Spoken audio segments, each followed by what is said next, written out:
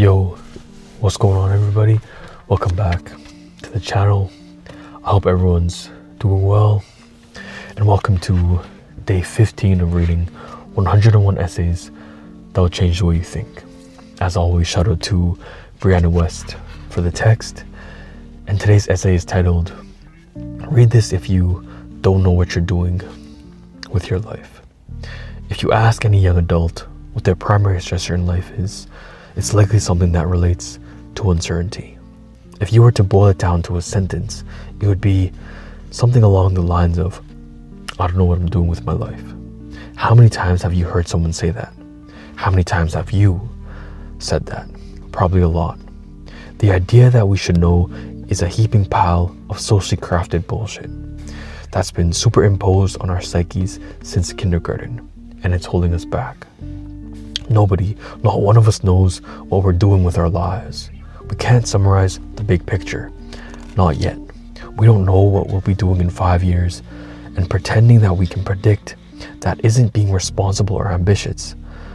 It's cutting ourselves off from living according to our inner navigating systems as opposed to the narrative we once thought would be right. You owe nothing to your younger self. You're not responsible for being the person you once thought you'd be, but you owe something to the adult you are today. Do you know why you don't have the things you thought you wanted? Do you know why you're not the person you once thought you'd be?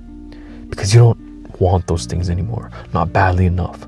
If you did, you'd have and be them. If you're wondering what you should do with your life, it's likely that you're in the limbo between realizing you don't want what you once did and giving yourself permission to want what you want now. Thinking you know what you're doing with your life quells your hunger. It soothes your mind with the illusion that your path is laid out before you and that you no longer have to choose, which is another way to say you're no longer responsible for becoming the person you want and need to be. Hunger is important. Complete fulfillment is the fast track to complacency. People don't thrive when they're fulfilled. They stagnate. So F knowing what you're going to do with your life. Gotta keep it family friendly. And honestly, I don't like cussing at all. So gotta hit the no F-bombs. What are you doing today? What do you love? What intrigues you? What would you do today if you could be anyone you wanted? If social media didn't exist? What do you want to do this weekend? What do I want? Is a question you need to ask yourself every day. The things that run true will weave through your life. The ones that pop back up again and again are the ones you'll follow. They'll become the places you remain, the people you're drawn to, the choices you make. The core truths will win out, even if other truths are lodged beside them. Listening to it, saying, "What do I want now?" A lot of people, we have no idea. And if somebody says they know what they want with their life, they know what they're doing with their life, I feel like they're telling you that and they're telling themselves that because they're trying to convince them otherwise. They're trying to convince themselves and other people that they got everything figured out. But honestly, nobody really has it figured out. People just live their lives day to day. As life comes at them, they'll deal with problems. And it's okay to not know what you want to do with your life. But I feel like a lot of us were like, I always said growing up I wanted to be a firefighter. And this is true. For me, like, all of us when we're in kindergarten, we say, what do you want to be when you grow up, right? And you draw a photo, you draw a picture of what you want to be. And I always said that I wanted to be a firefighter.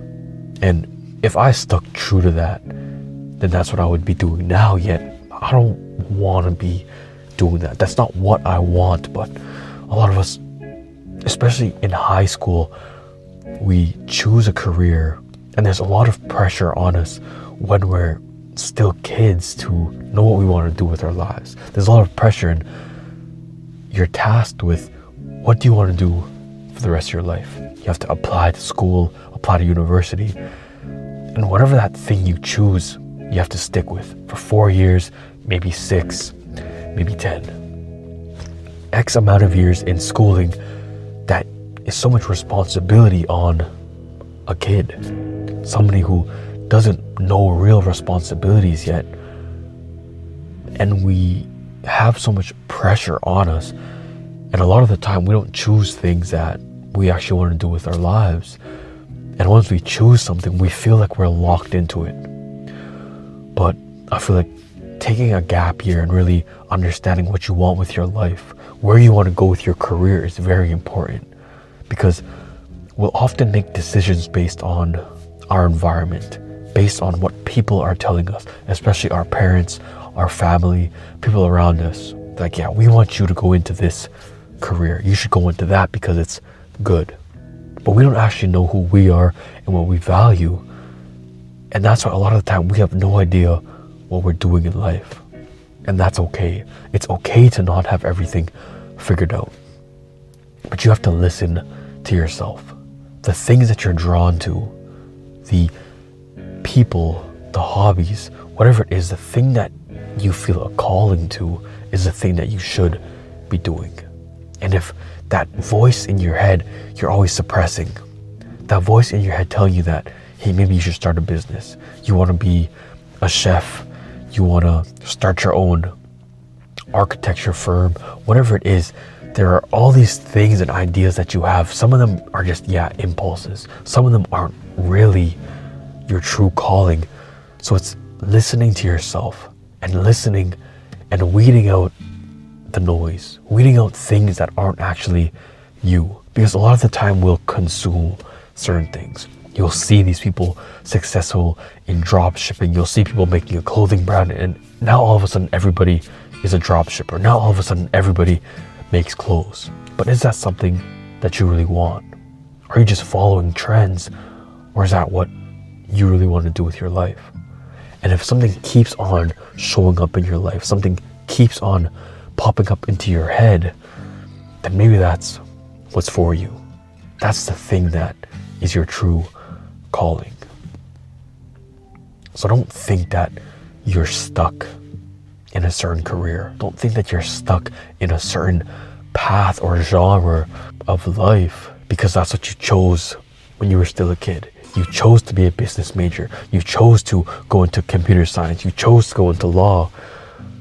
But is that really what you wanted? Or was that pressures of society, pressures of your parents, of somebody else? And now you don't like your life. You feel lost and you have no idea what you're doing. It's okay. It's okay to feel lost. It's okay to have nothing figured out. But it's not okay to just sit there and be confused with your life. You have to intentionally want better. You have to take action into becoming better.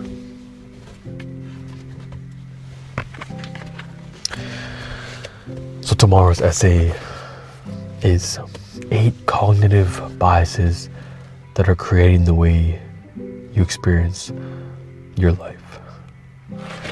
So I hope everyone enjoyed this video, and I'll see y'all tomorrow for day 16.